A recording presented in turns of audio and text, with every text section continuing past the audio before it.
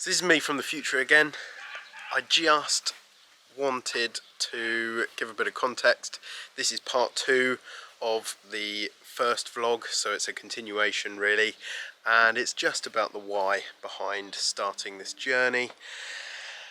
And yeah, I really hope you enjoy. Obviously not overly entertaining because it's all been a little bit of an emotional start, but hopefully there'll be some very much more entertaining videos to come we'll all enjoy. Hopefully we both learn something along the way, and yeah, really enjoy this journey sort of together.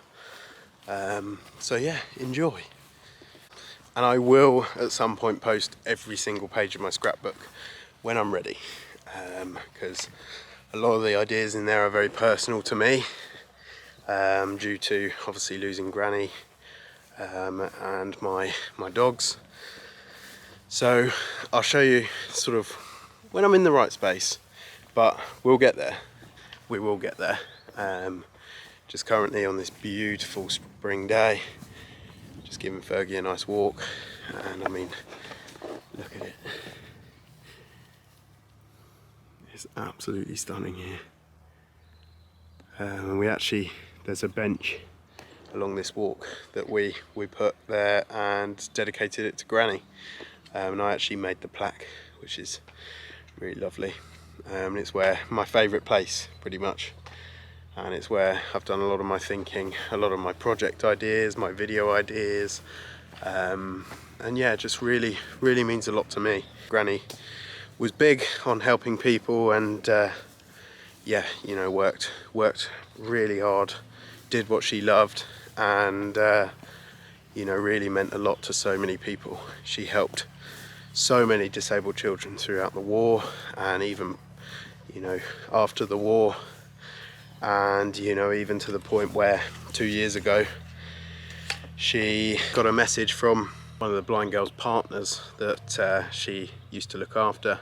She sadly passed away, and in her will she wanted Granny to scatter her ashes along the beach where they used to walk together.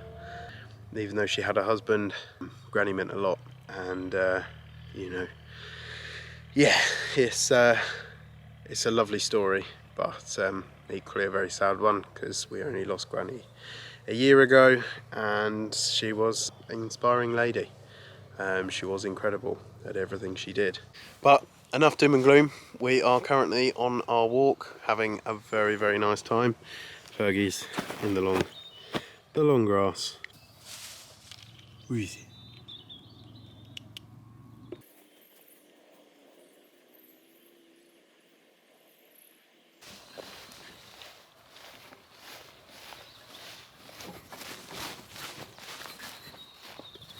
Here is literally my favourite spot, and put Granny's bench.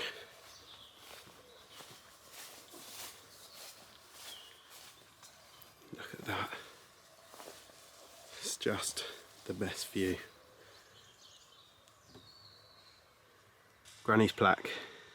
She used to come here all the time for walks, and as you can see, she's got her photo with her dog, my 2 dogs, and then my brother's dog.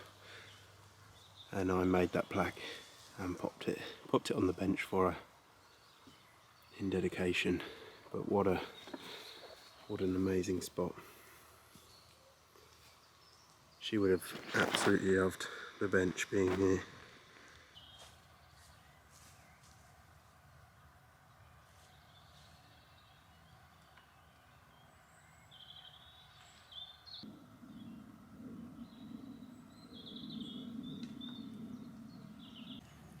So this bench quite literally is where I have pretty much thought of most of the ideas for this. I did briefly go on holiday, and a lot of the plans I did a lot of self-reflecting, because I got myself pretty down, and some of it was sort of on holiday, where I sort of had just one of those breaks. Most of them have been right here, mainly because it's dedicated to Granny. Granny is a lot of my inspiration, and she always told me to follow what I love, which is what I'm trying to do. I've always loved filmmaking and, you know, cameras and putting together things, and this is part of it. So no, really excited for what's to come, and hopefully it's going to be enjoyed by all.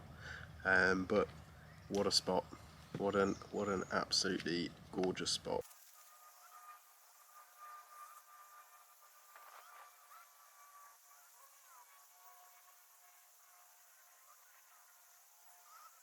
So, on our way round this pond, we just bumped into the biggest dragonfly I have ever seen. It was massive, absolutely massive. If I can bump into it again, I will 100% get it on film. It was huge. Even Fergie tried chasing it, it was that big. There's a baby dragonfly just on the end of that stick there. But he is micro compared to the one we found a second ago. A little bit of history about my favourite pond is that the last guys that were here, they actually bought the biggest digger they could, and they literally could not reach the bottom. And what they got from that is that they would guess that this was once a mussel farm. When this floods, I find mussels around the outside all the time. And yeah, not a bit of me, but a little bit interesting. But yeah, they literally could not reach the bottom of this, which is pretty terrifying, because I'm pretty sure I've been for a swim in that before. So yeah, found some wild ducks. Pretty sure they've got a nest down the streamline here.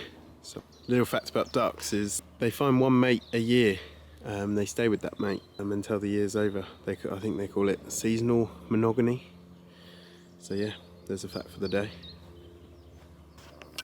Touching base a little bit more on what we went through sort of last year. When we lost Granny, it was completely out of the blue. None of us were expecting it. Now you look back and yeah, it was probably the best way for her and sort of her personality, and probably in some ways the best way for us. It was just so hard because it came as such a shock, and we literally walked this whole field literally the day before we lost her. So to go from walking, I think this is about 30 acres, 33 acres, to go from walking that to then the next day having that dreaded phone call of we've found your granny is not nice, because your mind can't, or certainly mine can't process you know, the why, because as far as you knew, she was amazing, you know, still coming on these kinds of walks, still enjoying them,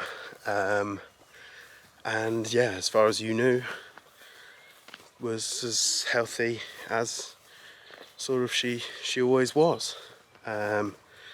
So yeah, big shock. Then the dogs we lost, one of them was a big part of my life, because he was the son of my first ever Jack Russell, called T.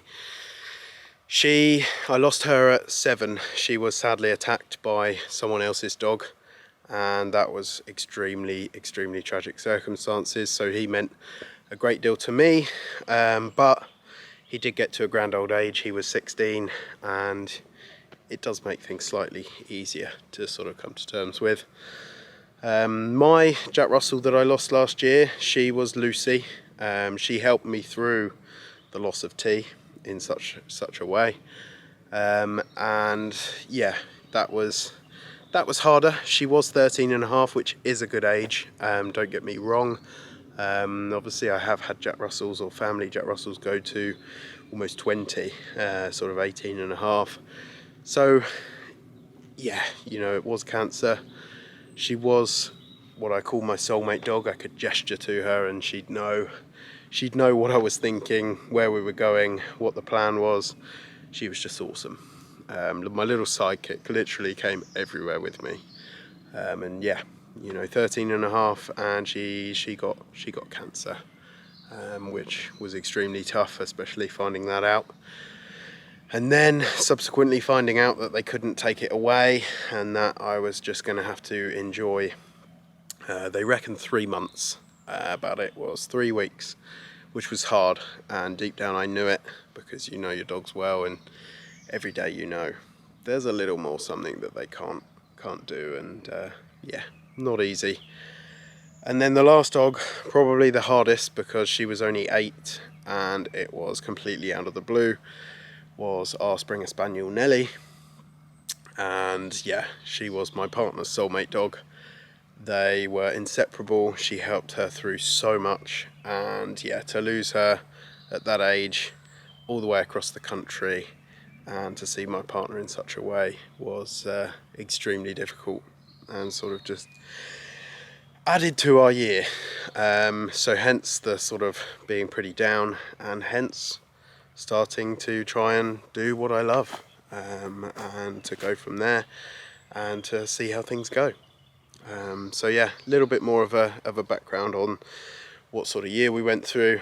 It's not detailing all of it and going through all of it, but it's just outlaying it out there so that I don't have to talk about it again, or at least not in so much detail, because it's not an easy conversation, because you know, a lot of us find comfort in our animals and in our dogs and what they do for us, because they are amazing and they are part of the family. I mean, look, bless her. Ferg. So normally our Sunday walk consists of a whole sort of 6-mile round trip going down this byway that leads behind the field we were just in. It's an absolutely, as you can see, stunning walk. It is beautiful.